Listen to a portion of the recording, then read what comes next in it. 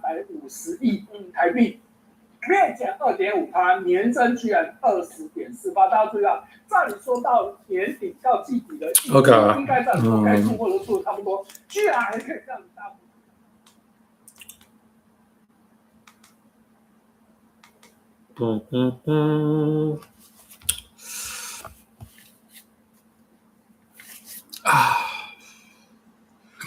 Although I haven't live streamed in a few days, but I have been making videos on my phone with the intention of uploading them when I get home, because I ran out of high-speed data, so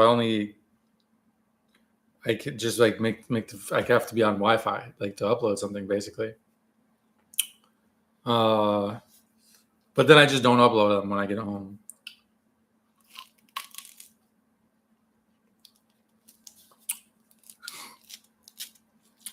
So in Taiwan, the fresh fruit is cheap. The fish are cheap, but the junk food is expensive. Peanuts and Oreos are expensive. Chocolate, anything with chocolate is expensive. Relatively. It's all still cheaper than the US, but so I'm binge eating on grapefruits, which I don't think you can really do. I don't think you can do this very much. I also have wafer cookies, but I mean, the thing is that like the grapefruit costs less than by a lot. I could have bought 2 grapefruits for one thing of the cheapest wafer cookies,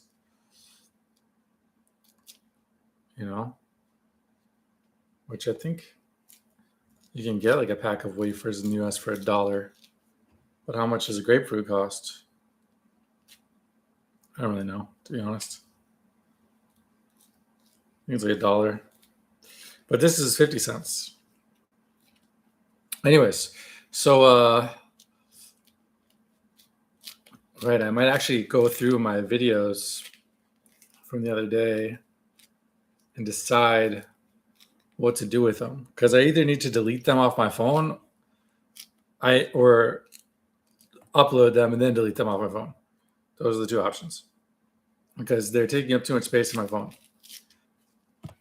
and I need that space in order to make more videos. So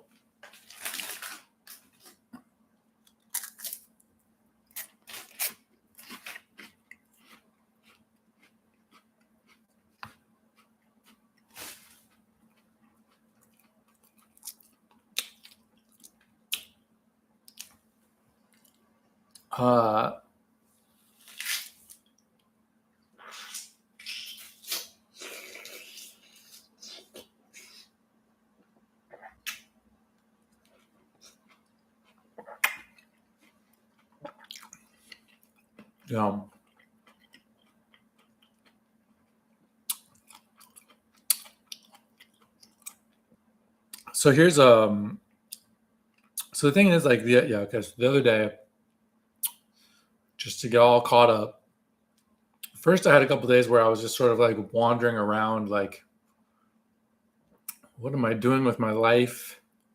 Not really though. It wasn't that I was wondering what am I doing with my life, but I was like just trying to figure out, there was like some idea that I had forgotten about. And then I figured out what it was. It was all about SEO. And I just need to focus on SEO like a lot, basically. The SEO flywheel. I think I made a video about that already, didn't I? But then I was like, there's 2 things. There's the SEO flywheel is the one thing. But then a second thing is the I kind of want to put on a headset just because I feel like I have to talk louder when I don't have a headset on. And I kind of want to just talk really quiet.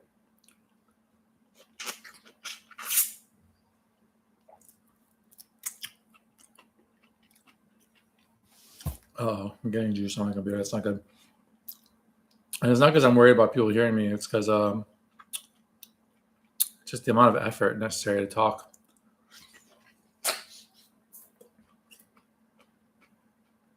Because also, I didn't drink any caffeine today. And I kind of wanted to just go to sleep. If the only thing I did today was sleep. So anyways, there's two things. There's like the SEO thing. And then there's the knowledge graph thing. Which truly these are the same thing. But they're just like, in my brain, I have to keep them separate. Because they're two different processes. But they're both SEO related. They're both SEO related, and they're both like running my business related. So the plan was every day when I wake up, first thing I do, not like as soon as I roll out of bed, but like as soon as I get going working for the day, my first move is to look at a knowledge graph.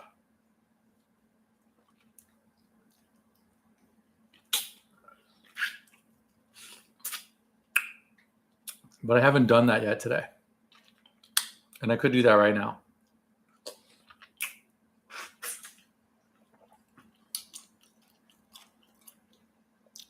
Assuming I can stop eating grapefruit for long enough and wafers for a few seconds. I can't.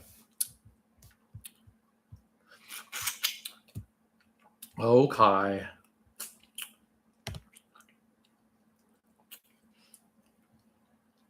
So the first thing I'm going to do is I realize I have all of these. I have like a ton of knowledge graphs.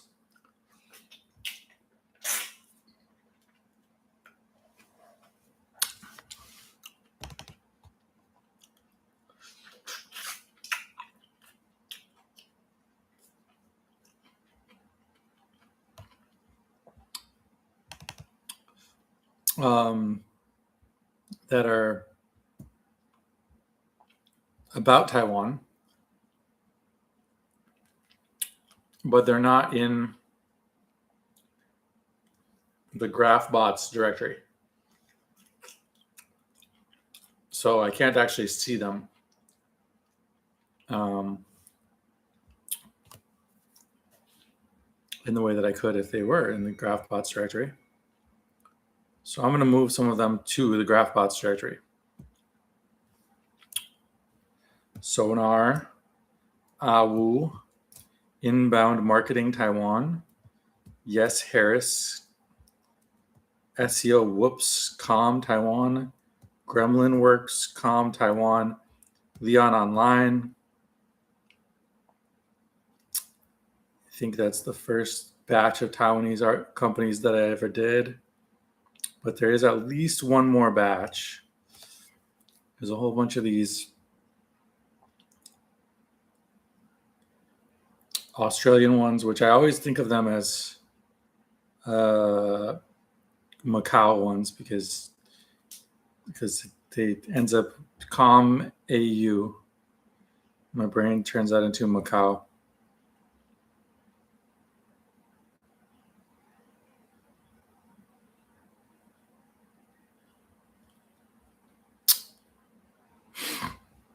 You know what I'm going to do, actually? This first group of them, I'm just going to copy them over to GraphBots. Copied. Step 2. The other thing about this is I'm really like dedicated to the idea of waking up, going somewhere to drink a coffee, taking out a pen, a piece of paper, and writing. And like, I want to like write these knowledge graphs by hand. And I don't know why I want to do that. Like, none of that is necessary. I could just wake up, don't even get out of bed, just grab my computer, start working on knowledge graphs. I could even live stream that. Like, there's no reason why it has to be a thing where I get up and go somewhere and get a coffee and write things by hand. But it's just sort of like what I used to do in China. It used to be my daily habit. I had to do that every day. And some part of me just desperately wants to recreate that.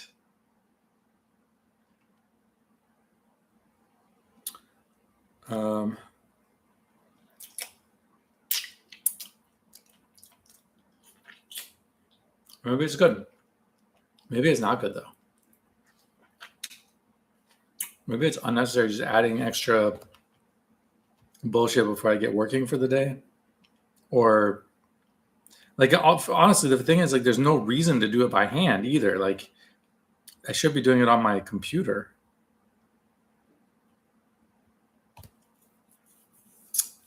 I don't know, though. There's something telling me that I have to, that's something I should be doing. Is going for a walk, and getting some caffeine in me, and then writing them by hand. I feel like that is definitely the best way for me to learn things.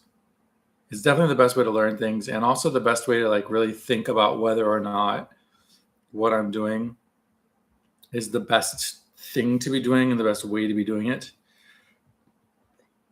To be super strategic. And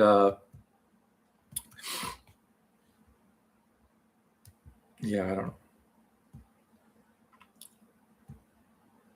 When you're really in like strategic thinking mode, when you're really in like problem solving mode, analytical mode, then that is like the best way to be analytical or whatever. I don't know, but there's another argument. There's a counter argument that I'm trying to make here that I want to make, but I can't seem to find 100% the words to it.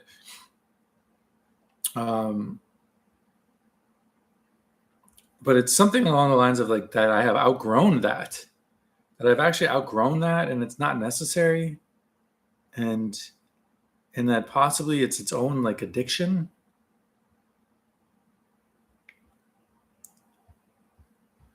And that I don't necessarily know that there's a whole lot to think about. I don't know though. I think it's worth a try. It's worth a try for a little while. I haven't done it for a while, and it's sort of like, even though I was at some point, I was kind of like doing that in the US. Here and there, I would do that in the US, but like,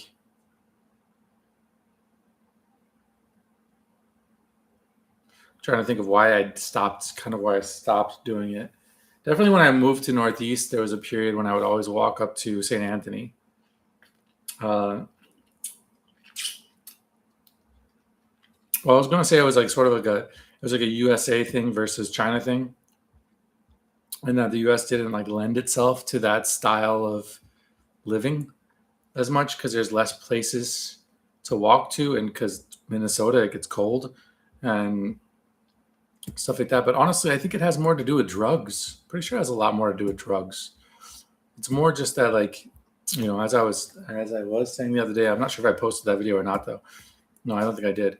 Yeah, it's like just because I kind of have to do that, like go for a walk and then get some caffeine in me and then do some writing after like getting a long night's rest.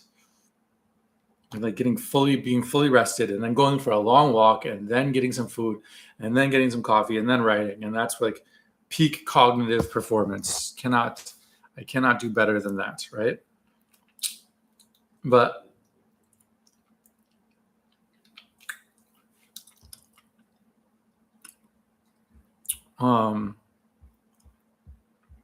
did I copy these yet?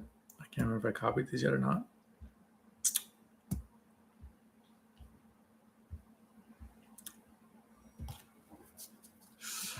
But there's less cool places to walk in Minnesota. You can't like just walk and expect that whenever you feel like stopping, there's going to be something there to stop at, as much as you can here. And and like especially in January, oh my God, it's not even.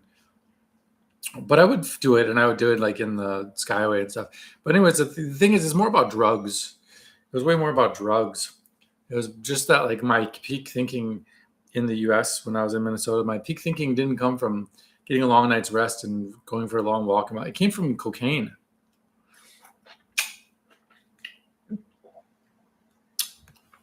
like 3 days worth of, all I need is about 1.5 grams of cocaine, and I can be up for 3 days, and there'll be 3 days of thinking that is more effective than 3 weeks of walking around and thinking and then writing and all of that whole thing that I just described. Just to, what, 1.5 grams of cocaine in 3 days to just not sleep at all, and it's all good. Like I solve all the problems I need to solve. I get all the coding done that I need to get done, all the heavy cognitive work. And then what's left is just sort of like the work.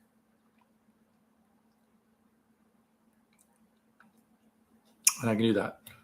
But as I was saying the other day, it's nice to get that when it happens. But here's the thing: is that ultimately, well, first of all, the last few months in America, the last 6 months, I couldn't do that because there was so much marijuana in the air. I was always high on marijuana, and that would offset the cocaine. But the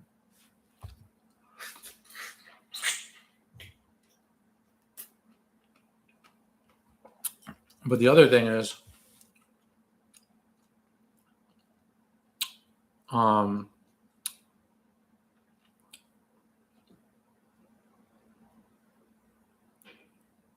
以上言论不代表本台。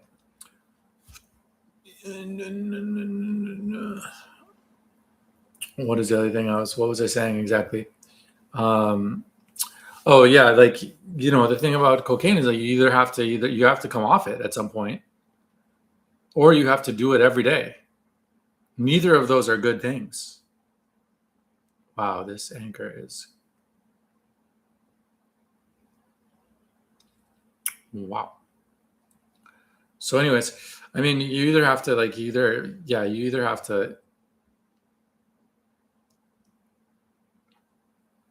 what? 30 minutes ago, there was an earthquake not that far from here. I didn't notice. Did I? 9:30? I might have. There has been time, the earthquake that I felt in Taipei, my first thought was it's the trucks that just drove by or something. So it's always possible that I felt something and just...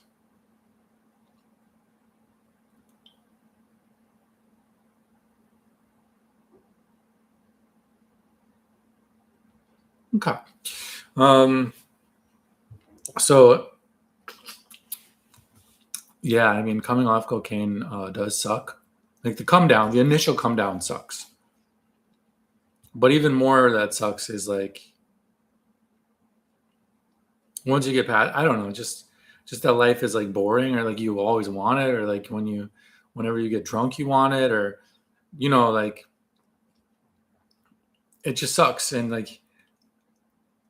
it also, if you have money and you spend all your money on cocaine and you do cocaine every day, that also sucks. But otherwise, so I guess the main thing that sucks is, like I said, that if you can get 3 weeks worth of work done in 3 days, then you'll always want to do that, and you'll always feel stupid when you're not doing that. And then but eventually you have to feel stupid. You have to feel stupid and ineffective. And if you don't go through feeling stupid and ineffective, that means you're doing it every day, which also sucks a lot.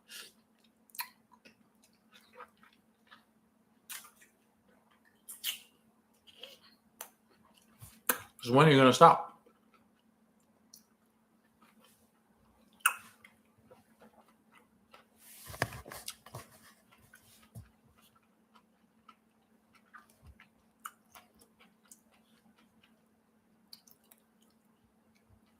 Okay.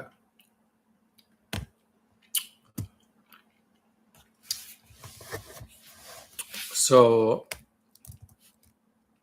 let's see here.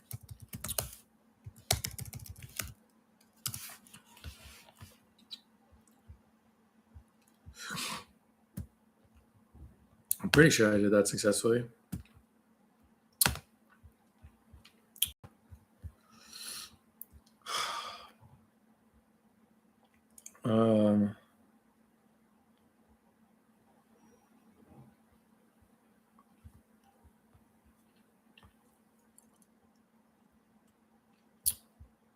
Let me double check on the very last. Okay, so the last one, MTMG Web Design Com.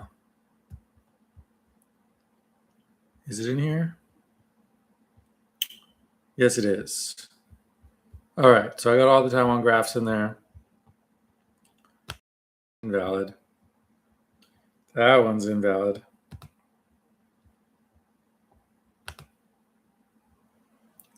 There we go. Here's at least one that's not invalid. Let's take a look at it.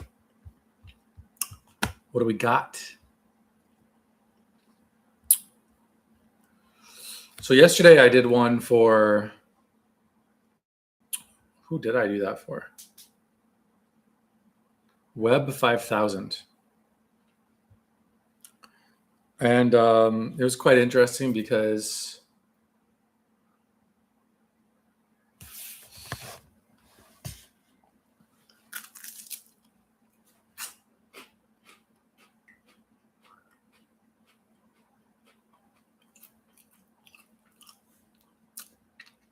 I'm watching the news. The news should be interesting today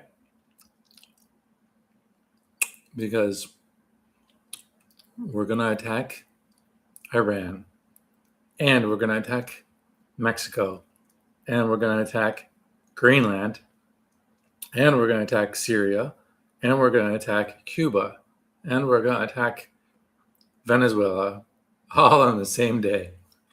I wouldn't be surprised.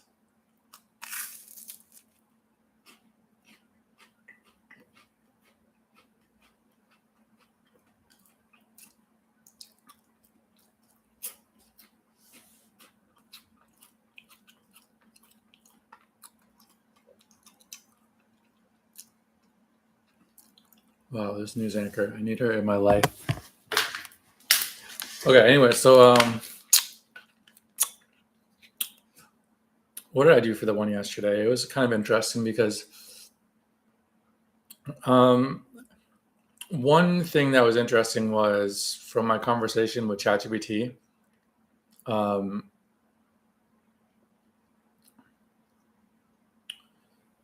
was able to find its registration, its company registration with the Taiwanese government.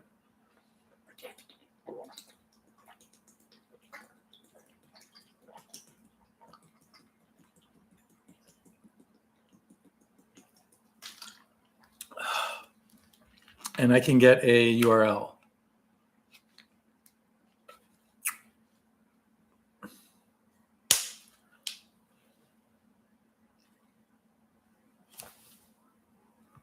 I can get a URL for any SEO company that that leads directly to where you can see their government registration.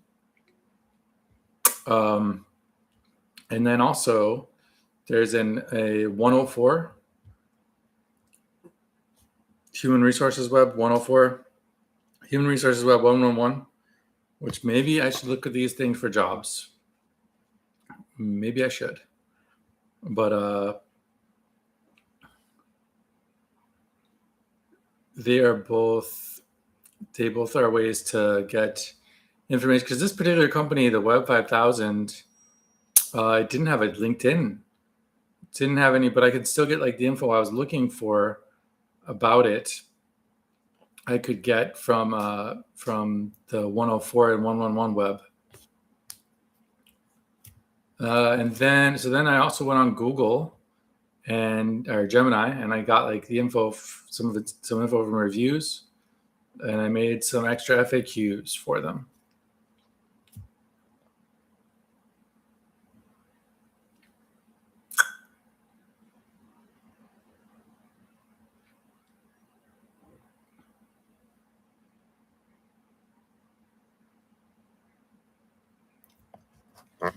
All right, I'm looking at a shoot your way. I'm looking at a news video of a news story about the upcoming election in Taiwan.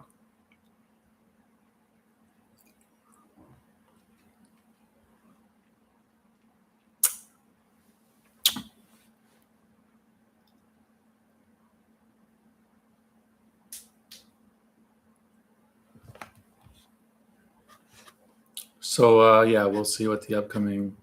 Yeah, so it's interesting because I did spend the whole day watching Taiwan news, which was a little weird because, like I said, my whole idea was, well, I don't know what I want to talk about right now. There's a few different things I want to talk about. I'm not sure which one I want to get into in what order, because look at this. That's so stupid. How did that happen?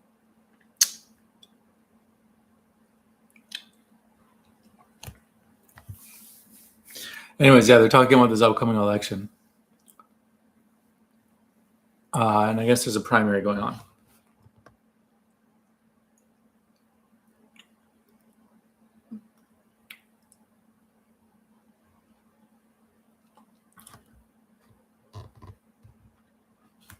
All right, let me turn the sound on.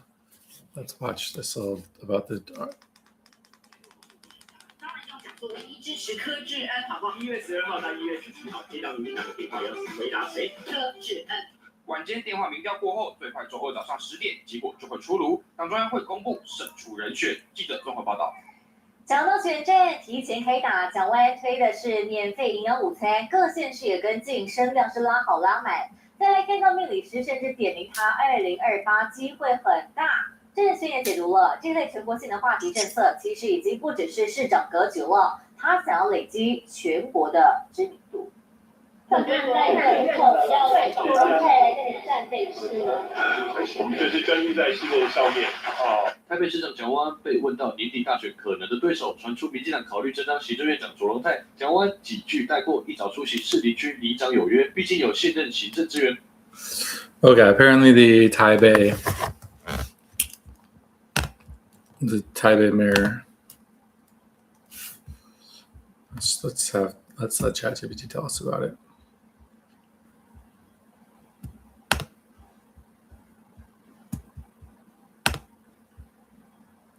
Who is the mayor of Taipei?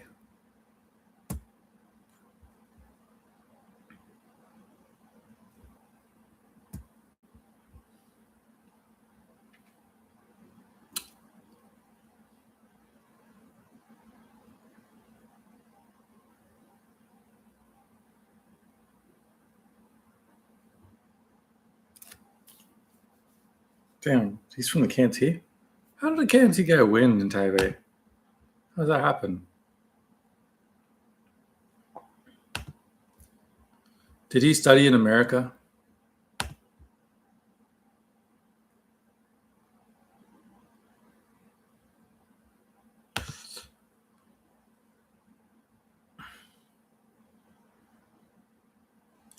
He went to University of Pennsylvania in the U.S. for advanced legal education, where he earned a Master of Law and a Juris Doctor from Penn's Carey Law School. Prior to that, he completed his undergraduate studies at National Juncture University.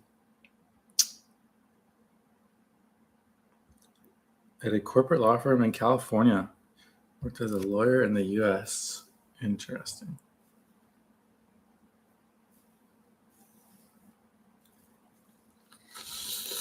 I don't like these American educated, handsome looking KMT lawyers. It's like Ma Ying-jeou Part 2. No, thank you.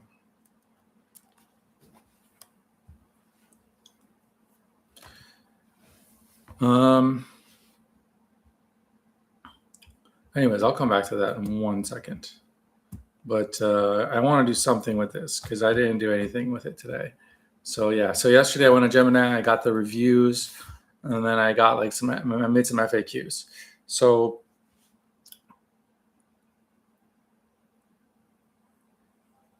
and then I uploaded it to the thing. But the thing has some issues. I don't know what the issues are. Let me see.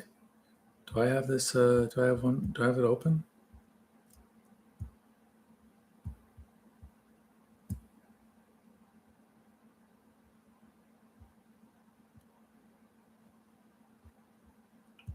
I might have it open. I do not. Here's the thing. Okay.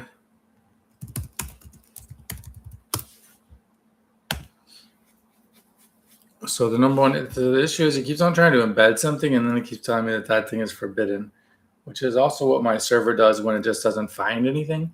So it might not be that it's forbidden. It might be that there's just a URL it's looking for that doesn't exist.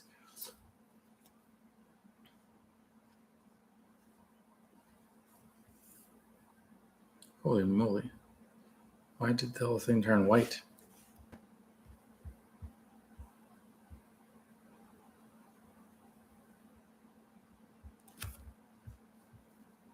Yeah, we're having some issues. The HTML response somehow managed to be interpreted for the whole page instead of just for the response section, which honestly is kind of cool. I mean, maybe that's fine with me, but the issue is that why is it doing that now and it wasn't doing that before?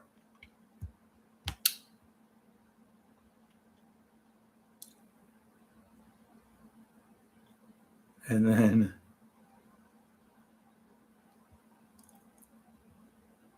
clearly it's just not.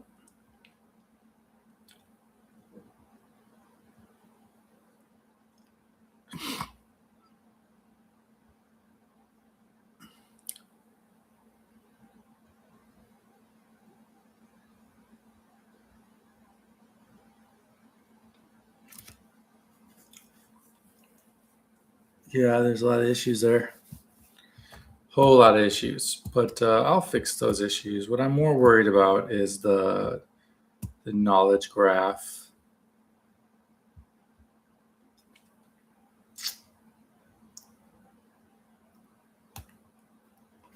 Which I actually think I can open it and share that on the live stream without any problems. I should be able to.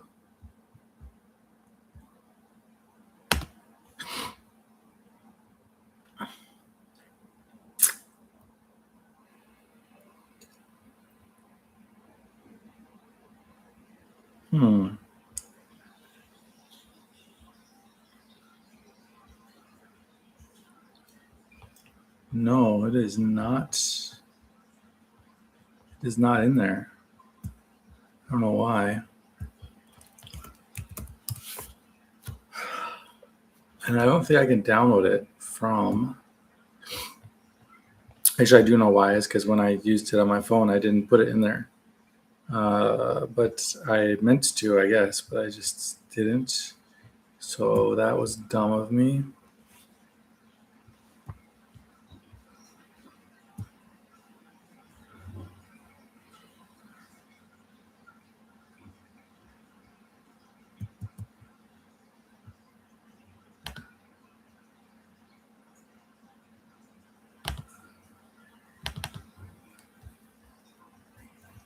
But yeah, I can't actually download it from the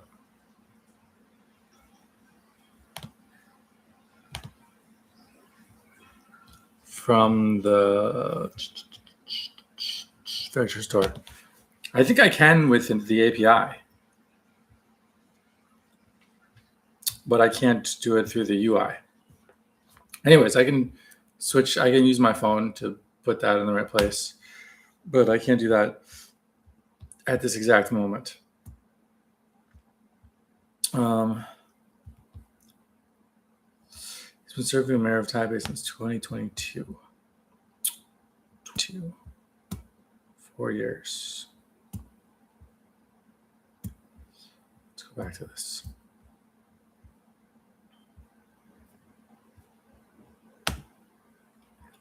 When did he move back to Taiwan, and did he hold any positions before mayor of Taipei?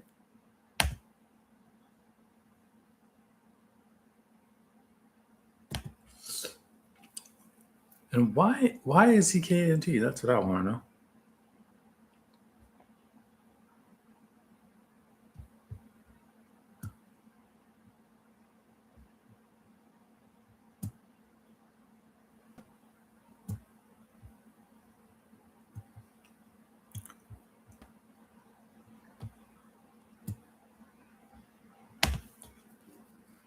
Here's a clear summary of when Jiang Wanan returned to Taiwan and what positions he held before becoming Taipei's mayor.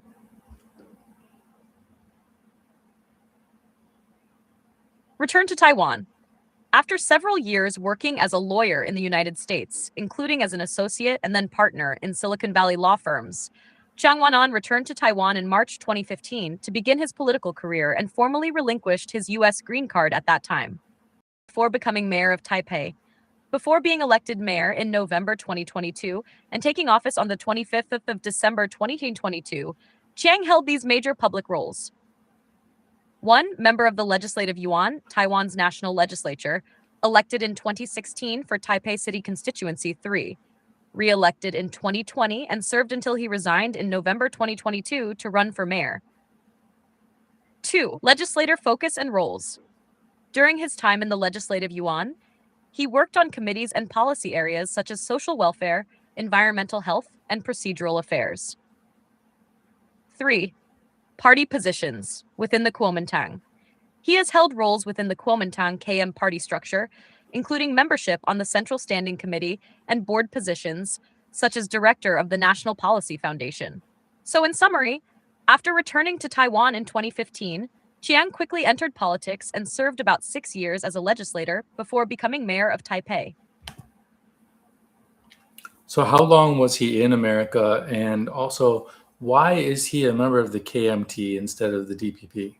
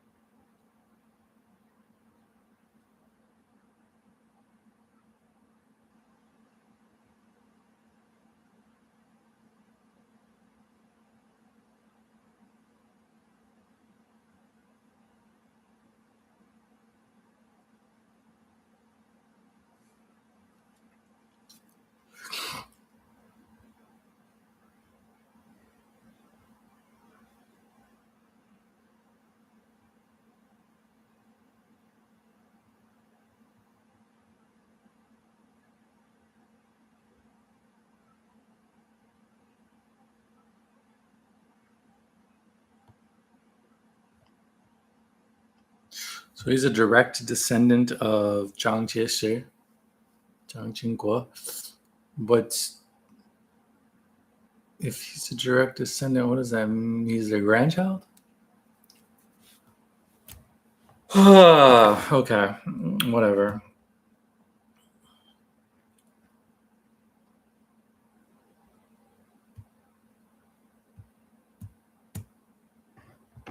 I don't like that guy. Bring back the lesbian chick that went to school in London.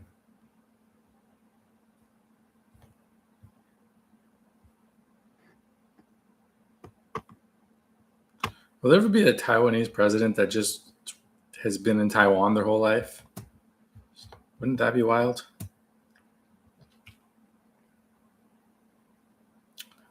Anyways, okay, so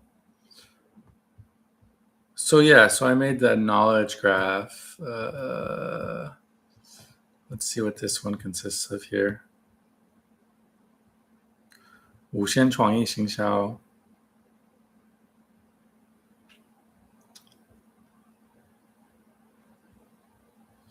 So these are things that are just being pulled out of the graph. They're not actually part of the graph. They've been pulled out of the graph like by the reader, by this script here. So it has a website object. It's got an organization, a contact point. No idea why it's doing that. It's so stupid. Web page. Like I said, no caffeine today.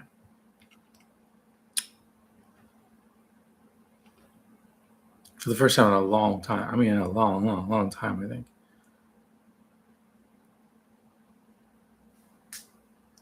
I think there was a day I went without any caffeine not too long ago, a couple of months ago.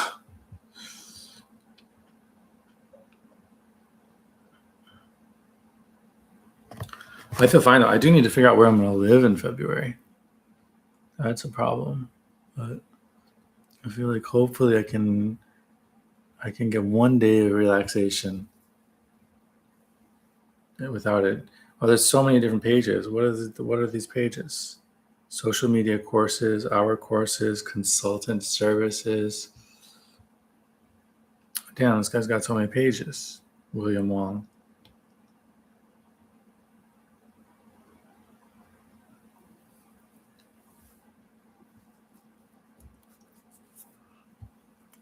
And then he does service, one person. Only the one person?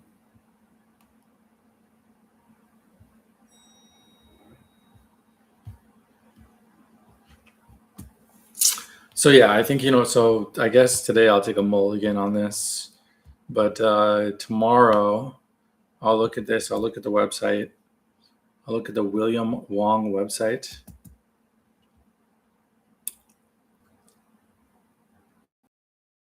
Other people mentioned at all, because that was not a lot of people. Suddenly my computer is going crazy slow.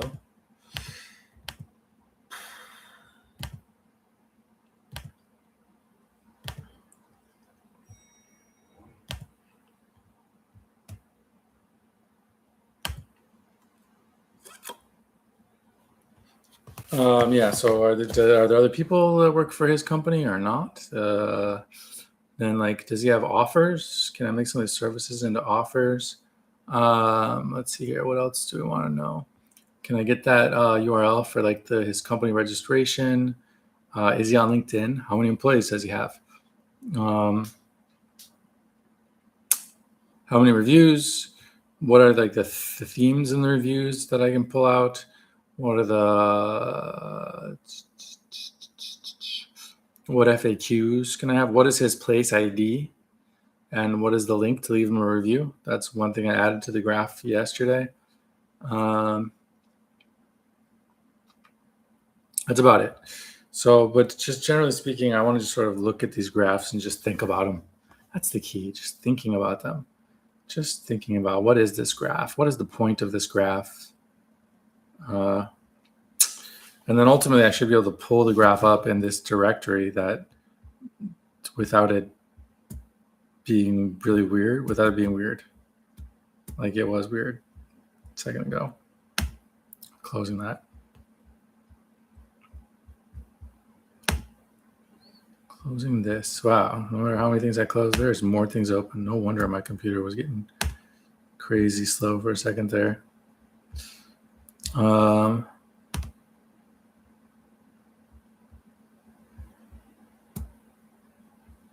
Oh my God.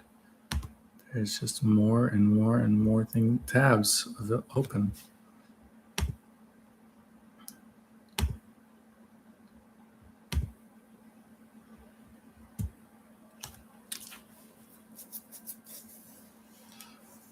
Okay, so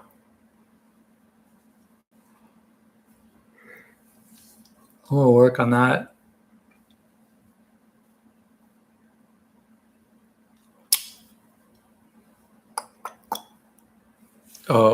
Yeah, just one more thing, I think, before I call it quits. And I really also want to work on a daily digest, SEO daily digest. I don't know. I think I'm gonna have to sleep before I do anything. If I go to sleep and I wake up at 4 in the morning, that'd be fine with me. That'd be perfect. So what am I looking for here? Oh yeah. So back to ChatGPT. I'll resume that the very same same thing I was working on, or the same conversation there.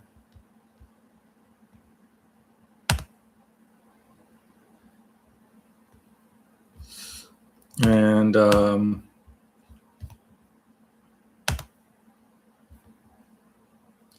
what is the current breakdown of DPP versus KMT in the Taiwan legislature?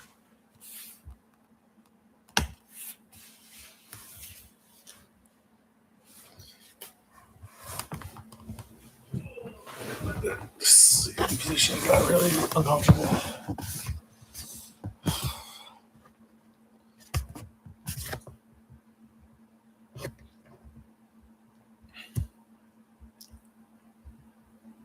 Whoops, that's that.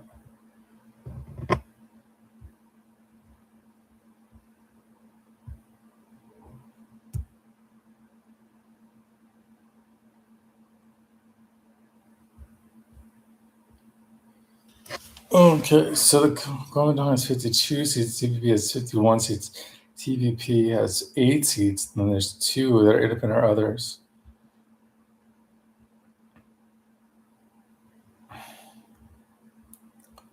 All right, so let's stop sharing and then share it again because I want to make sure that I'm getting the audio on it.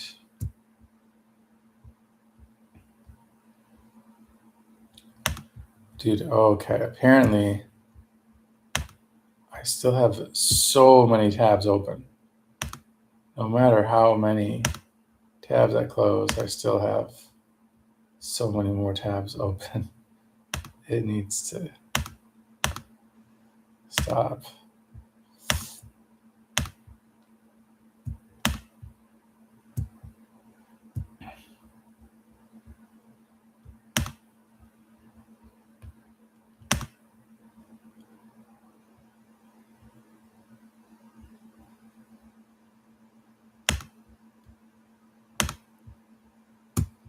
Okay, finally, we got just the one. Let's see if we can use voice mode.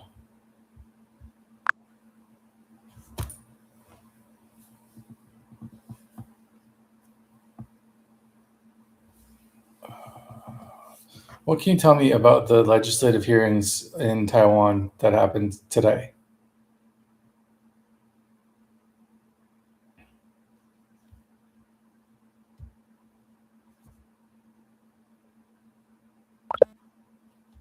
That did not work.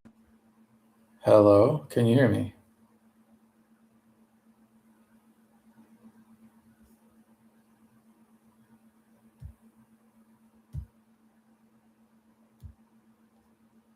Hello, can you hear me? Damn, it's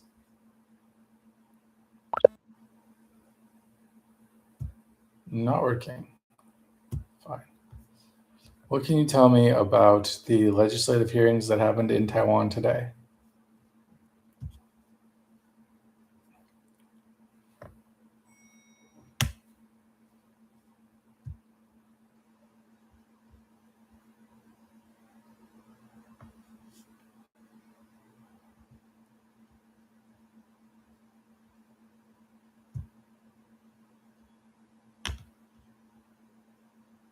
Here's the latest on legislative hearings in Taiwan today, January 12th, 2026.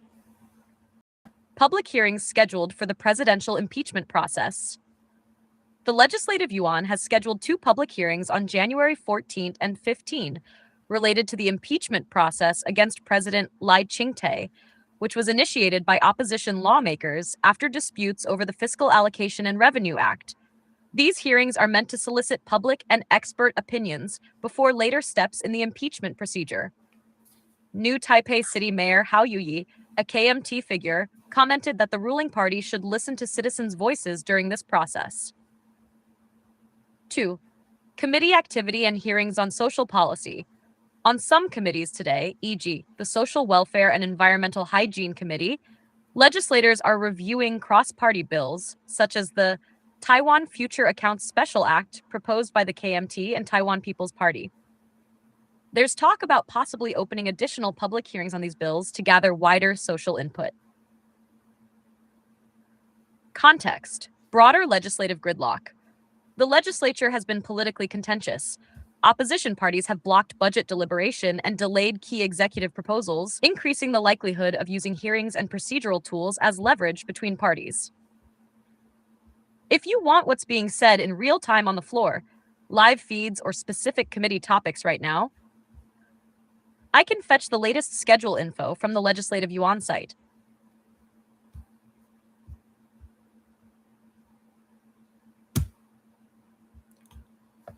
I saw that there was a committee meeting about the anti-infiltration bill that is in discussion.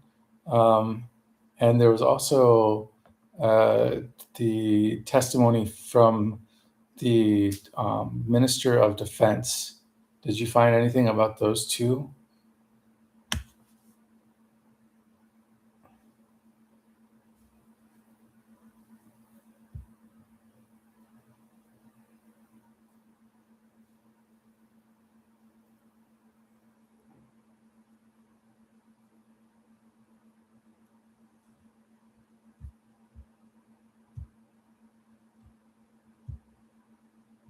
Here's what I can confirm so far about today's, January 12th, 2026, committee hearings on the anti-infiltration law revisions and the defense minister's testimony in the third Legislative Yuan.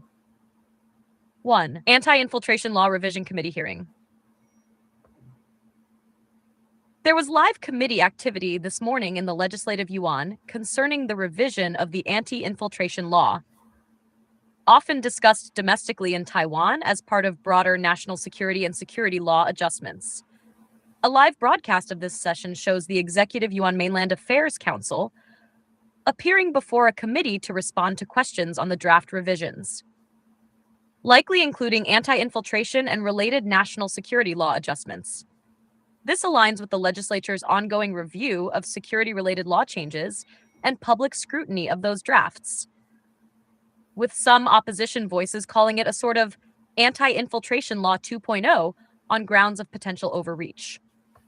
So the committee is actively taking witness or expert testimony from government agencies about the anti-infiltration law and related amendments today. Naj Starboard 2. Defense Minister's testimony reports separately, and over the past few days, Minister of National Defense Gu Lixiong appeared before the legislature's Foreign and National Defense Committee to give a special report and answer questions on recent People's Republic of China military exercises around Taiwan, including incursions by PL aircraft and vessels, threat analyses, and defense response measures, how the Taiwanese military is responding to increasing PRC pressure and gray zone tactics, national preparedness and defense strategy. That session involved detailed questioning and reporting on how Taiwan's armed forces are adapting, monitoring threats, and coordinating with other agencies, which is directly relevant to defense budgeting and anti-infiltration law discussions because of national security priorities. Even though it may not have been strictly today's hearing, the context and substance continue to matter for ongoing legislative consideration and scrutiny. Political context behind these hearings. Why this matters now. Taiwan's legislature is currently deadlocked over major issues, including the national budget and special defense budget, with opposition parties blocking passage, partly due to disputes over procedures and constitutional compliance. In this context, security-focused legislation like anti-infiltration law, revisions, and defense ministry reports are becoming major avenues for political debate. Some opposition voices criticize these law changes as too broad or potentially impinging on freedoms, while government supporters frame them as necessary for national security. If you want, I can summarize the key points of controversy in the anti-infiltration draft amendments that legislators are debating today, e.g., what parts people object to, what the government wants to strengthen.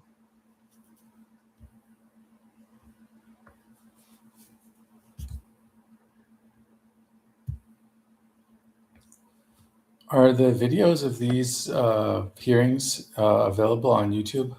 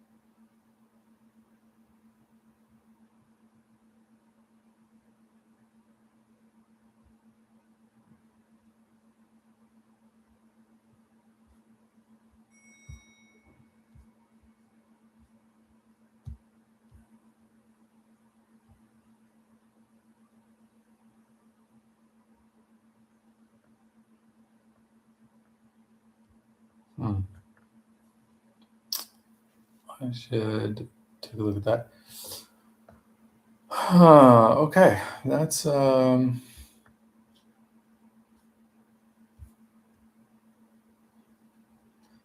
do it for today.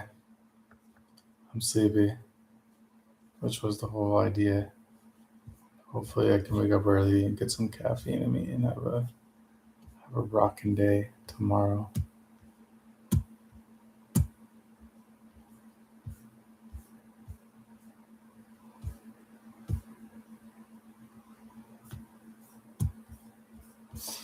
I don't know. I feel like there's something I missed there. There was something else that I wanted to, other than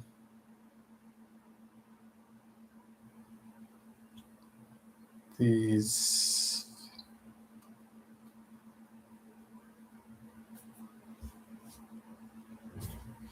Yeah, no, forget it. That's enough. We'll be done for now. Bye-bye.